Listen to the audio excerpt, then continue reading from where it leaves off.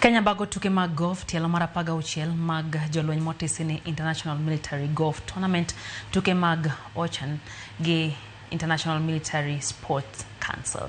Pinje 19 biro rakore e tukego mochan ni biro chakre ayanga odiochieng' makiny nyaka tich ang'wen e lap ma Diamonds Leisure Golf Resort.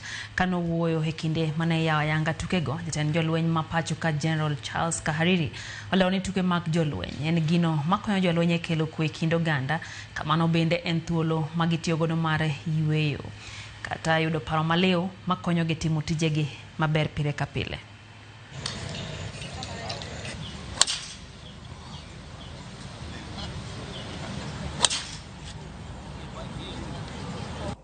We recognize the responsibility that comes with this privilege and have spared no effort to ensure that this edition of the championship will be memorable, not only in the quality of the competition, but also through the warmth of the true Kenyan hospitality.